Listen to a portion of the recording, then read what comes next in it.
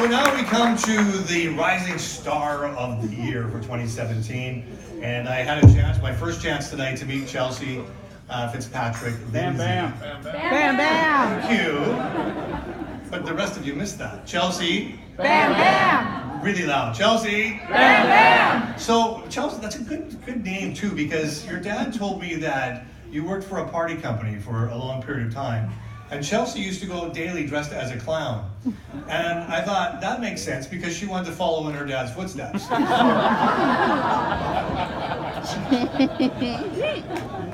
can see the photos now, it'll be perfect. So as you know, if you've met Chelsea today, she is with child and giving birth January 6th, I think it is, somewhere around there. Yeah. January 6th, she'll be with the baby. So what, you're 6-7 months pregnant now? 7. My 7 months, my prediction in the next 4 weeks, can I make a prediction?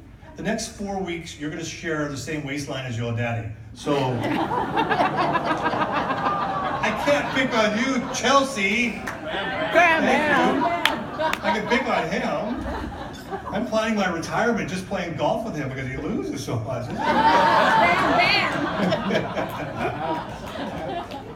Chelsea Fitzpatrick Lindsay is a proud third-generation broker who began working part-time at Park Insurance in 2010 while completing her associate arts degree. She was instantly enamored with the business of insurance. I was. It's true. I get it. Your city was 600 insurance geeks here, so we get it. No, I'm serious. I loved it. Good. You know you're coming up here in a minute. She earned her CAVE designation and graduated from the Producer Development Program. Chelsea is nearing completion of her Certificate of Advanced Leadership with the Sauder School of Business. Her education also continued on the job with progressively responsible positions. This year, she was appointed Vice President of Operations at Park Insurance. Chelsea volunteers with WIC and community events in support of local charities, including the Michael Ciccone Foundation. As a Blue Goose member, what is that? What is Blue Goose? Wow. No, Tony, it's not a white swan club. As a Blue Goose member, she also recently... That's it, I'm changing my name to Blue Goose. Good evening, ladies and gentlemen. My name is Blue Goose. I can come to like that, Chelsea. That's really good. As a Blue Goose member, she also recently chaired the A to Z DeLong Golf Tournament and founded their annual Month of Caring. In their free time, you'll find Chelsea. Bam, bam. We only have one smart girl in the whole crowd, really? Come on. In her free time, you'll find Chelsea, Bam, bam. her husband Gabe, and their young daughter Nora enjoying travel, nature, and food. They are excitedly expecting their new addition in January 2018. Will you welcome Chelsea Fitzpatrick Lindsay?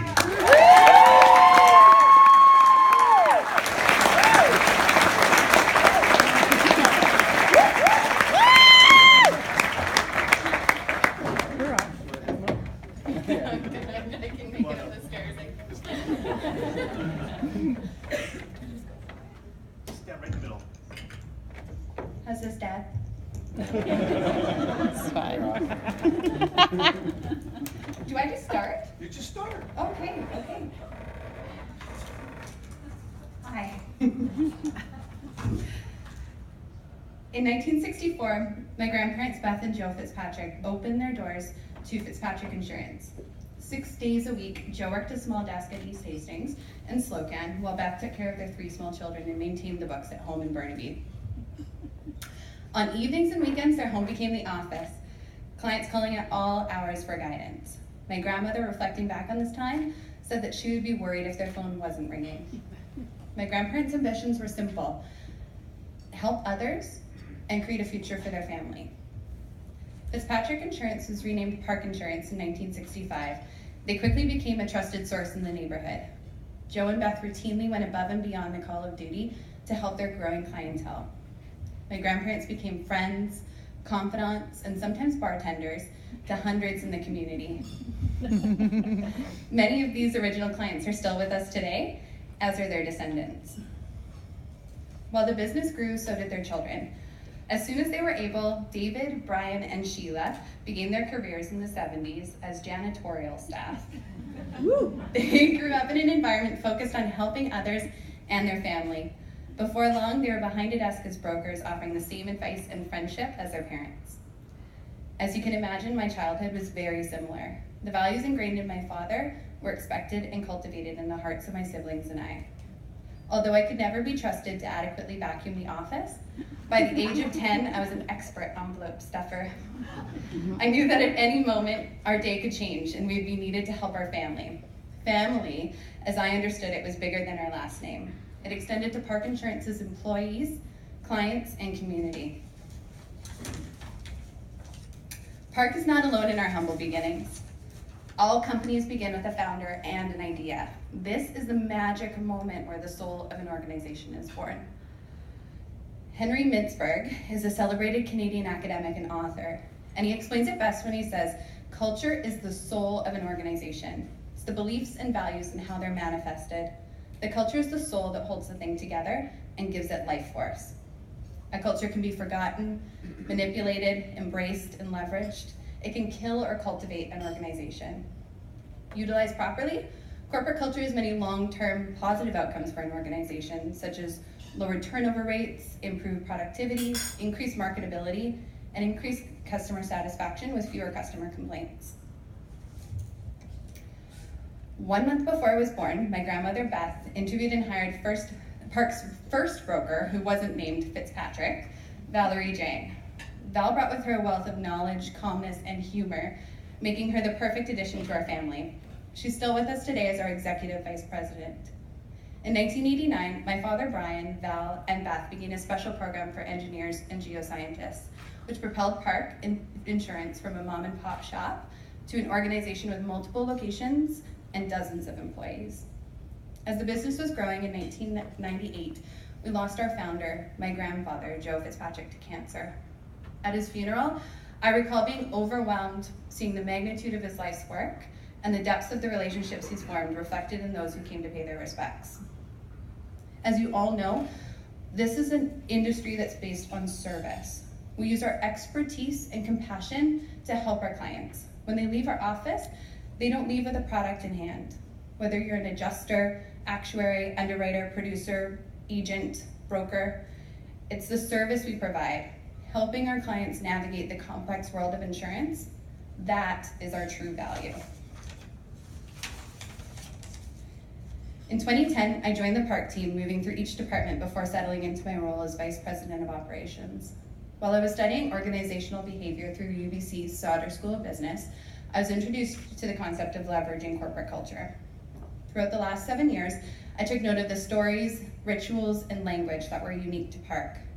I began to notice the original values set by Beth and Joe could get lost in the daily struggle to keep up. This was not unique to our organization. Each of you here today should be able to relate. We can get so caught up in the day-to-day that we may find it difficult to answer the following 3 questions. Number 1, what do we do? Number 2, who do we serve? And number 3, what value or benefit is derived from this? We gathered 15 members of our team representing different departments, ages, and backgrounds.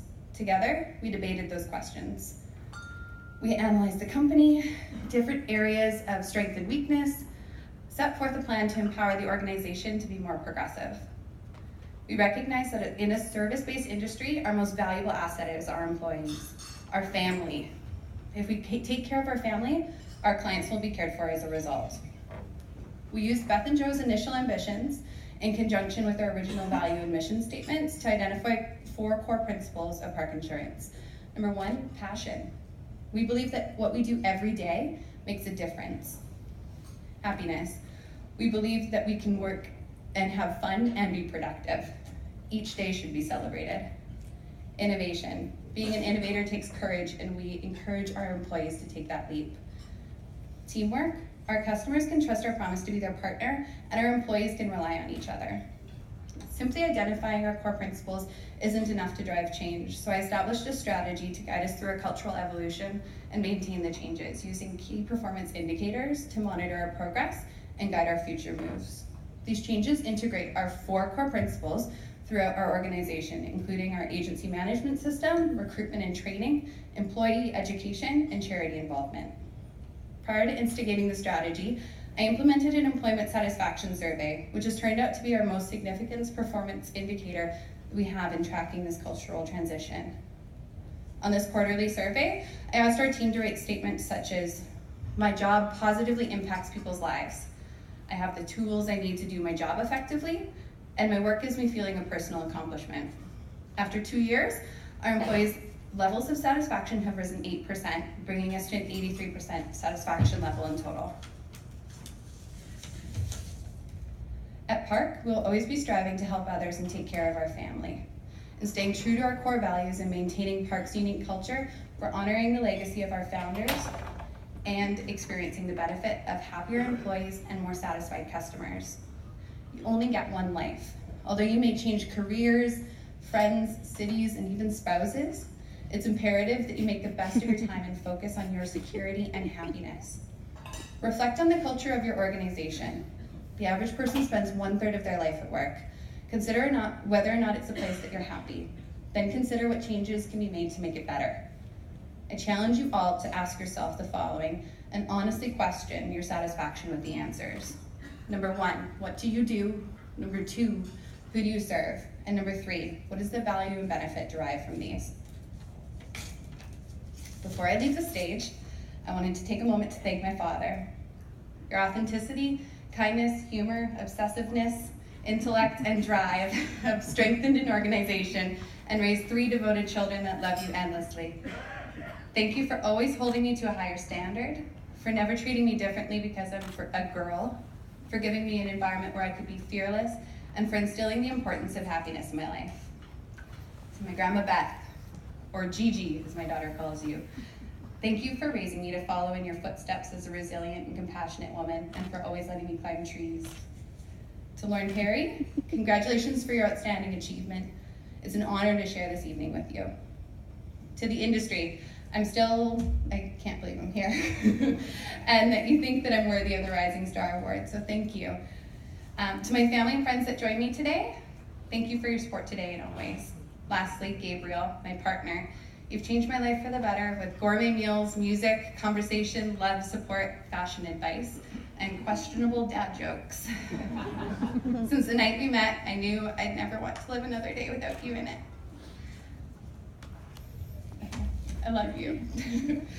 I leave you all with my favorite quote by Maya Angelou.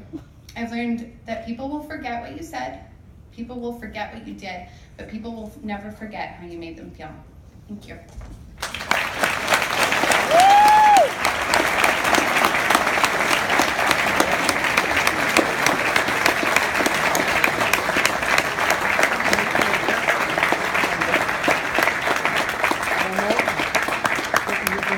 People clapping, I'm kind of slow. Woo! Yeah, nice. Okay, here we go. So raise it up without hiding your face. Yep, that's it. Yeah! One more.